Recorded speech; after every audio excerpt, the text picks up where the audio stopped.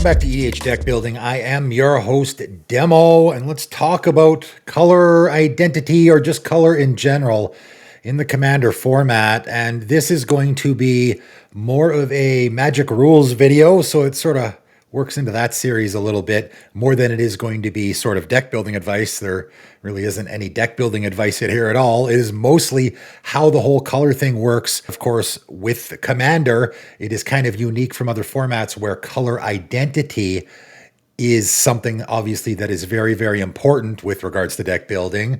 But with regards to the rules interactions, it's very different from actual color. And that's mostly what I'm going to be covering here. If you're a newer player, some of these questions might be answered for you. If you've been around the block a few times and you very much know how this all works, you're probably not going to learn anything new here. I have seen a lot of questions, in particular in the comments of my videos, both with the Magic Rules videos and, maybe combo stuff like that with regards to lands, and people not understanding that a land is actually a colorless card. All lands are colorless cards. If you look at an island, even though it might not look like it, this is actually a colorless card.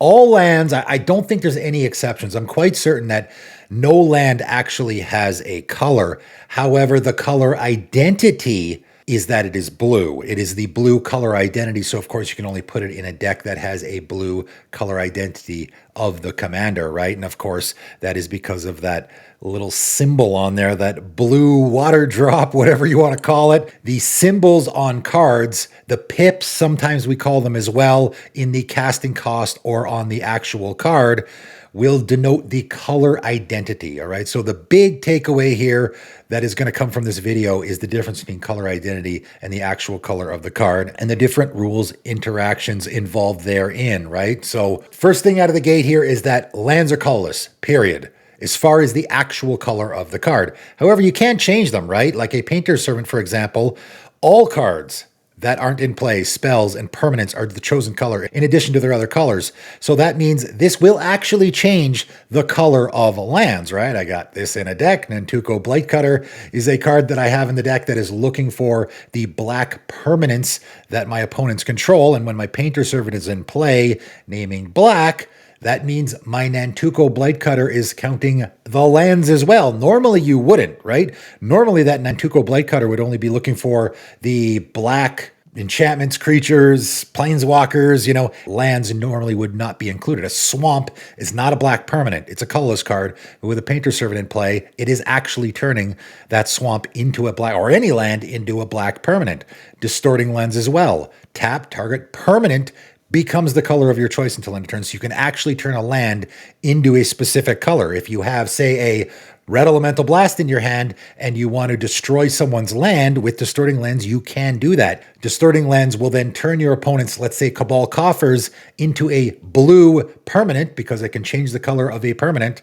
And then you can destroy it with the Red Elemental Blast, right? So that's the kind of shenanigans you can get into if you understand how the rules interactions work there. Things can get particularly confusing with a commander like, say, Alicia, who smiles at death.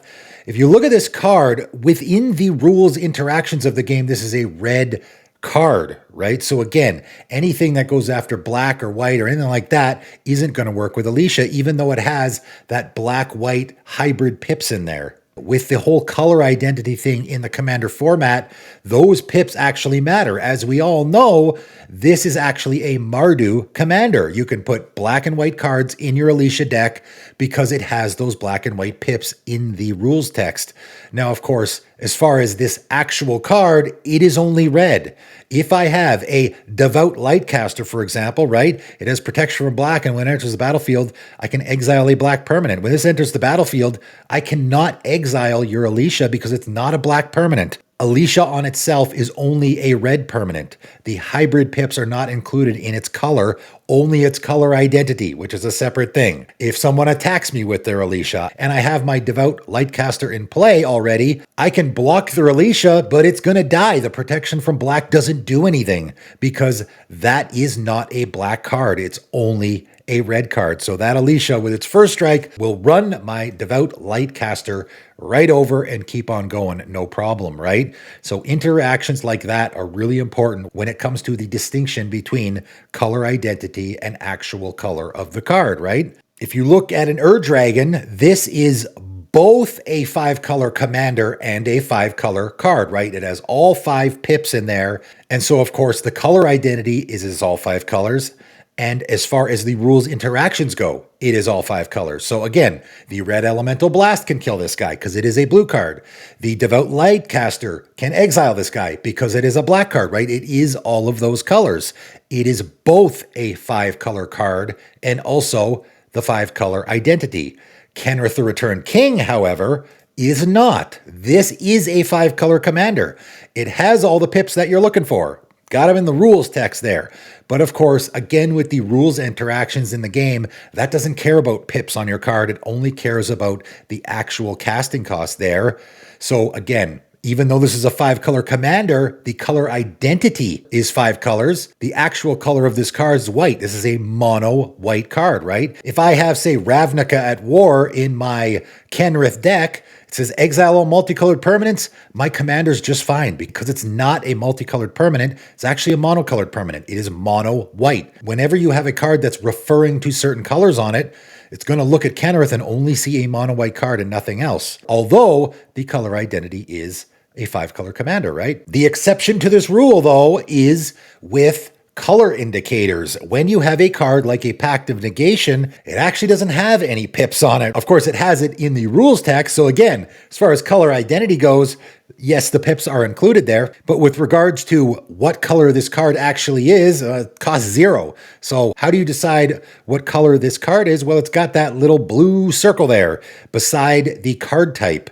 That is called a color indicator. So yes, the border of this card is blue, sure, but the actual color of this card is decided by the color indicator here, right? Dryad Arbor is another one. It used to say on the old school original Dryad Arbor is green. But of course, after the fact, they changed how this kind of stuff interacts in the game of Magic. Now it just has that little green circle by the card type, letting you know that this is actually a green card. So again, if you had something that had protection from green, it would have protection from your Dryad Arbor. If you had something that destroyed green permanents, it would destroy your Dryad Arbor because it is a green card, right? Tetsun Gnome Champion is probably the best example of this. Of course, on the front, it is a blue, red, white commander, but it does transform, and on the back, it is still a blue, red, and white commander because of that color indicator. You see the little circle there, again, beside the card type, it actually has all 3 colors in there, red, white, and blue. So on the backside, of course, we all know just because a card flips over doesn't mean it's the same color. It might actually be a different color on the back, but in this case, it is still a red, white, and blue commander because the color indicator says so. So that is it. That is all just a quick little video that I wanted to do talking about color and color identity in the format, mostly with regards to rules. This is basically a Magic rules video. I know there is a little bit of confusion out there when it comes to, especially if you're a newer player and you don't really know how the Magic rules work entirely and you're starting out in the Commander format, the difference between the color identity of your commander and the actual color of a card can get pretty confusing. Again, the lands thing I've heard quite a few times. People thinking that a island is a blue card or a swamp is a black card or a forest is a green card. No, that's not the case. Lands are always colorless unless you have some way to change it. So let me know in the comments below if you guys have any further rules about all of this. Hopefully that clarified it and there's not too much confusion there. That is it for today though, and thanks for tuning in.